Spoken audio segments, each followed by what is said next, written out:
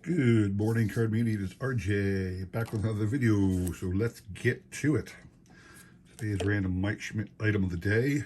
Two cards here from 1995 Upper Deck SP. So here is the base card. This is actually part of the base set from SP that year. Even though it's die cut, it's part of the base set. It's got a little gold foil here.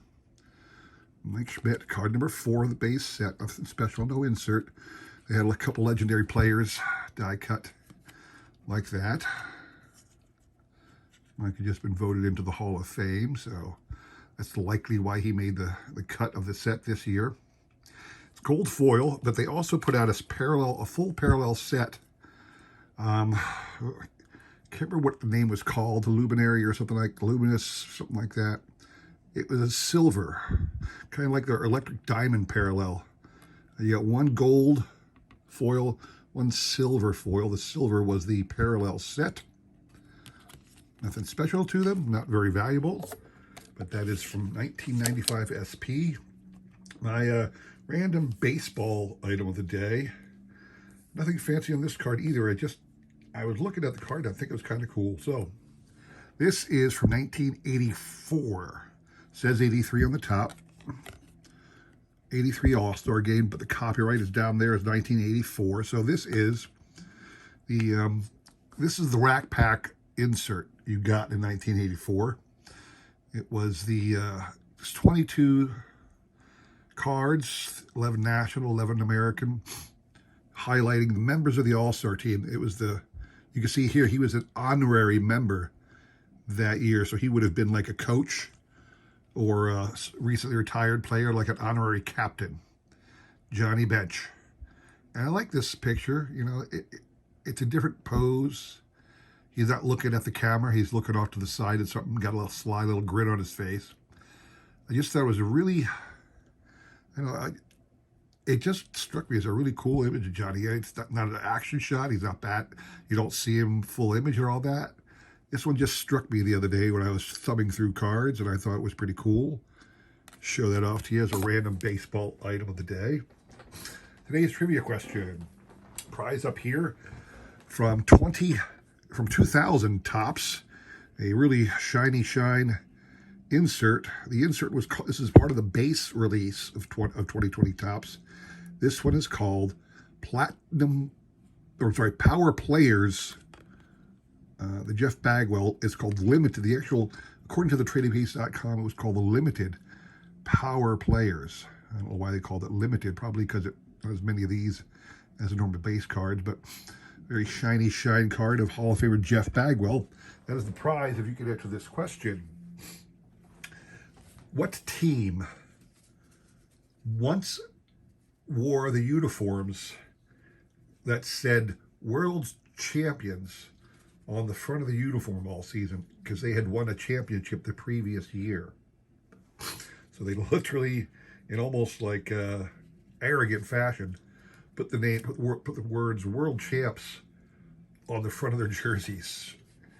It was an alternate jersey, but they wore it a lot of the playing time that season, the next season. So, answer that question.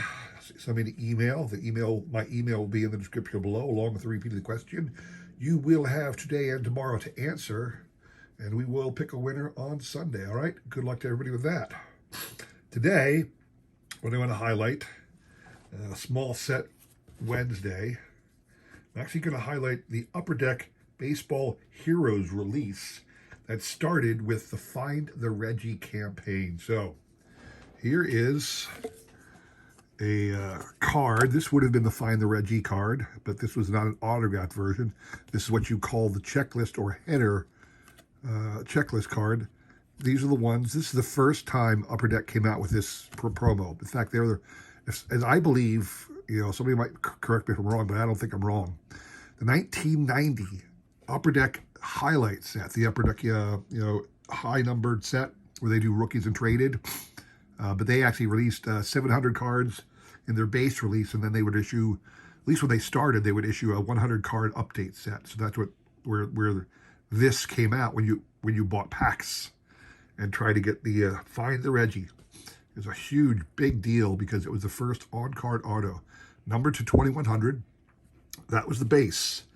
But they also, put this over here, did this. They had this, the header, talked about whoever the person was that year. And remember, this is the first release. Got this little holographic thing and a little circle in the side here. Well, let me go through these first. So this was the header card. It didn't tell you who was on there in that Heroes thing, and it would include the year that it came from and what year Upper Deck product. But it would have different poses of the person during his playing careers. I'm kind of bummed. I don't think they had him in an Orioles uniform at all. But, so here's a young Reggie. It says 1969 Emerging Star. All of these autos are a facsimile. 1973 MVP year. Mr. October 1977. 1978 back-to-back World Series wins for the Yankees. Traded to Arizona, or not Arizona, traded to California, the Angels. 1982, Under the Halo. This one says 1984, 500. Obviously, that is when he hit his 500th home run. 1986, moving up the list. 1987, a great career ends. He's back in Oakland. And then this was the last card in the set. So when it first came out, something interesting about this one, and I'll show you some of the other ones in a second, there were 9 cards. And this is the way it always was for the most part, but it changed every once in a while. So here is the header card, or the auto card, but this is not the auto version. And what they did to differentiate this, they have this holographic circle here.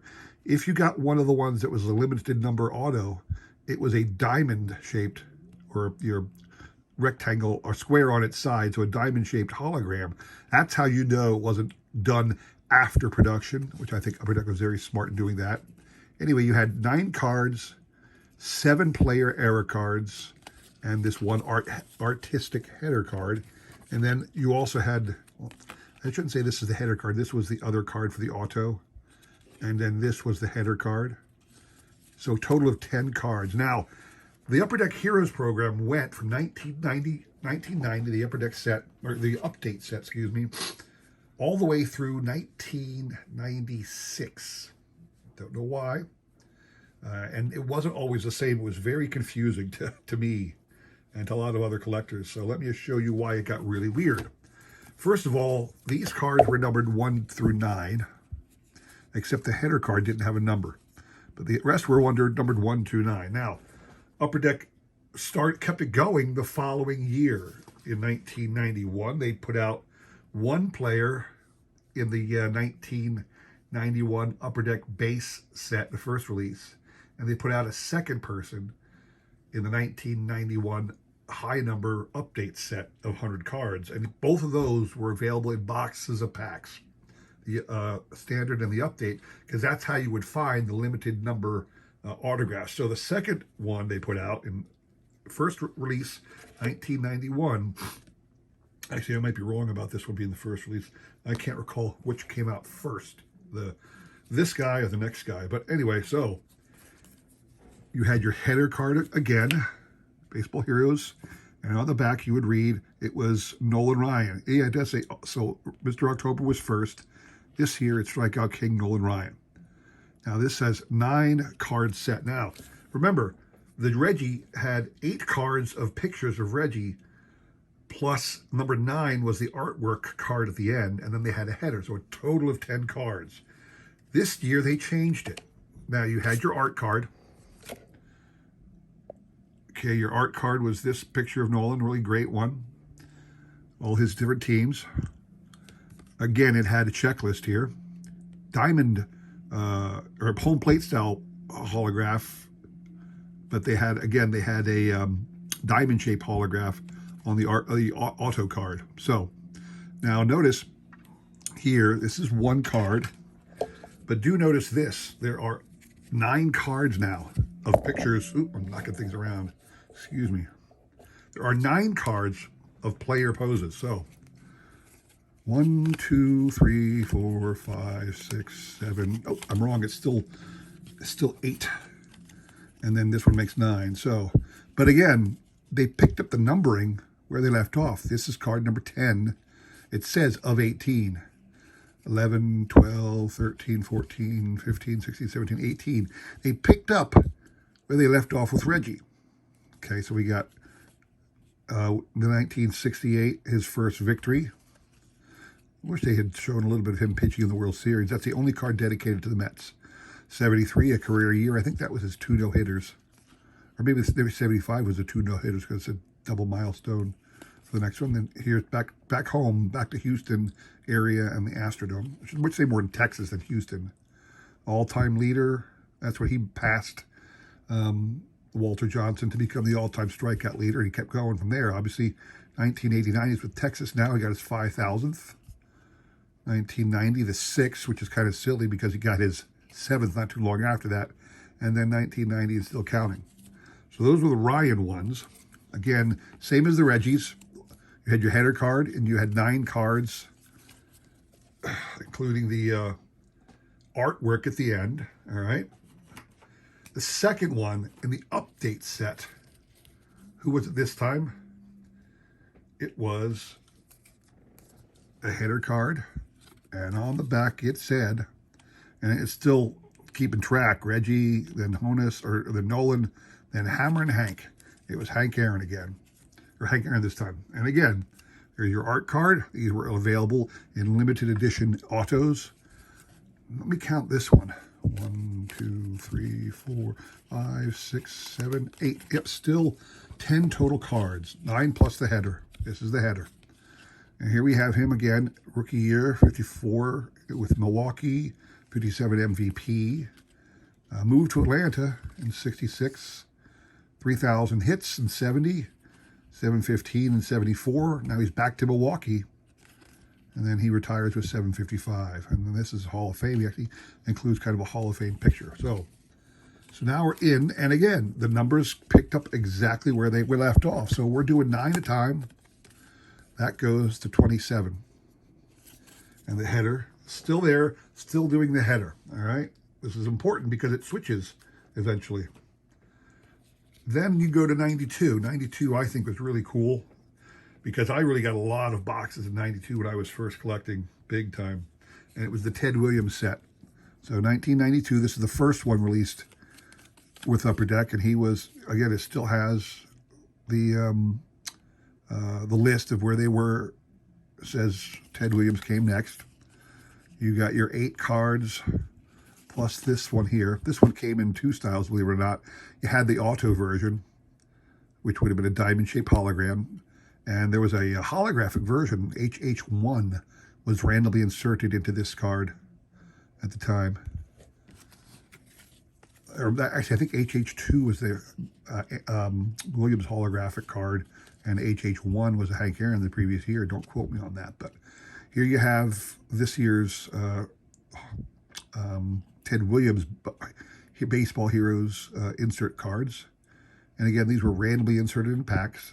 There's really no value to these cards right now. They're so popular, so populous, but the autos get a premium. You actually get you have to pay a huge premium to get these autographed cards versus a standard autograph of this player in some other format. Rookie year, 406, Triple Crown year. He had 2 Triple Crown years, I think. Oh, no, 2 MVPs, 46 and 49 were MVP years. There was, yeah, he did have 2 Triple Crowns. Here's second Triple Crown. Player of the decade in the 50s, which is kind of surprising because he lost like 2 years in the 50s. 500 home run club, and then Hall of Fame for him as well. And again, so far, there have been, what do I want to say, 4 players. Each one of the 4 could be had with a, what do I want to say?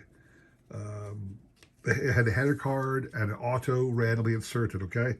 The next one, the second half in the high numbers of 92, was a combination of Joe Morgan and Johnny Bench. I don't have that one yet. I'm going to get that soon. But as I'm sitting here now, I don't have it. So in 1993, they kept up the motif. They started it the way they always had. Now, 93 with those more glossy cards that kind of stuck a little bit, and that's the card stock this is. You can see here Morgan and Johnny Bench were the next one up to 45. This is Mays in 1993, first half. And again, Mays kept up the standard. You had a header card, and after the header card, you had 9 actual cards, one of them being the artwork card. They still have the artwork card here. What they stopped doing for whatever reason this year is an auto. They did not release an autographed version of this card for some reason. I don't know if they couldn't get his license or something, but that was, with Morgan and Bench, and again, I don't have the cards right here, but they had an artwork card. And when Morgan and Bench released, they signed that card and made limited edition versions of it. But Mays did not. And going forward, you did not have that anymore. So here's your Baseball Heroes header card. MVP, or Rookie of the Year, he was the catch. 30-30 club members, 4 homers in a game. Second NL MVP, 600 home runs, trade back to New York, and then Hall of Fame. Again, these are very inexpensive cards, but I love them. This did not come with a Hall of Fame. They kept up the numbering. We're up to 54 now, and they'd always say of 54. They'd always just increase the of, which is kind of annoying because if you don't know what you're looking at, you'll see it is, hey, 16 of 18, you'll try and find the other cards, and it's difficult to find.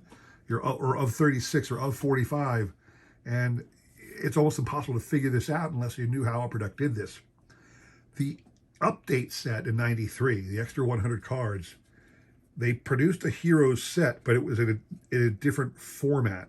Now, they still kept the numbering up, but again, the format is a little different. So your header card looked like this. It was called Future Heroes, okay?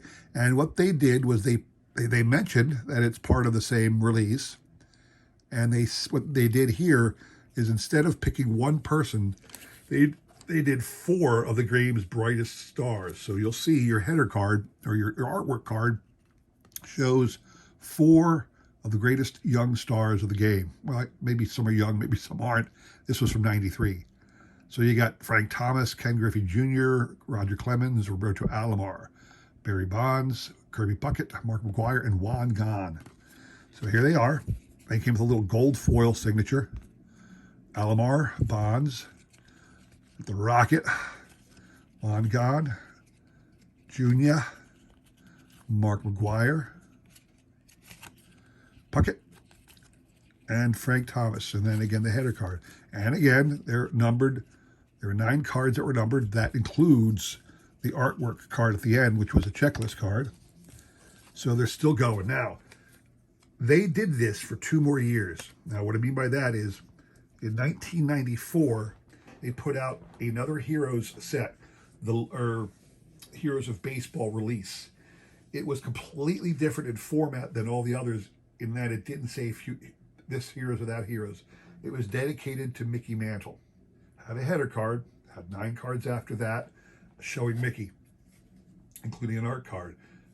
There was no autograph at all anymore. And that card set of 9 cards plus the header kept up the numbering system. They did one final set in 1995. That was the last. And that one they chose Babe Ruth. Another thing, again, the style was different. The look was different. They put out a header card with the checklist, a bio card, and they had 9 total cards of Babe Ruth too, and that was the end of it. So those were your Upper Deck Heroes of Baseball original releases from 1990 through 1995. Back in 2005, they put out a separate set called the Heroes of Baseball. And in that one, what they did was put out a full set of cards, about 100 and 200 cards or something like that. And all the star players had 5 cards released. 1, 2, 3, 4, 5 of that player in 5 different poses. And then they had a header card. So there were actually 6 cards per player. And actually, no, I'm sorry, it was 5 cards, it was 4 poses and a header. So that's how they did it. So that's how they did it in the 2005 set release. A lot of people don't pay much attention to these heroes of baseball, again, because it's the value thing, you know. Everybody wants the hot card they can slab, the vintage cards. So all these junk era cards have no value or no importance. Nobody cares about them, which is fine for me because I love sets, obviously, and it's easy to pick these up for no money. They're historic players of baseball, which is something else I love. So as much as everybody else may look at these as going, you know, worth, no, not worth their time, I love them. I buy them. I'll try and get the Babe Ruth, the Mickey Mantle, and the Johnny Bench and Joe Morgan to complete my little run here, because that is the extent of that. That is a set. If you have all of those cards, that is your Upper Deck Baseball Heroes original release sets, essentially. So that is my small set for today. I hope you enjoyed that. I apologize for going a little long, but there's a lot to talk about. So don't forget the trivia question. Throw out an answer. Come back on Sunday to get the answer there. And I hope to see you again on Friday. All right. Thanks for watching. Take care.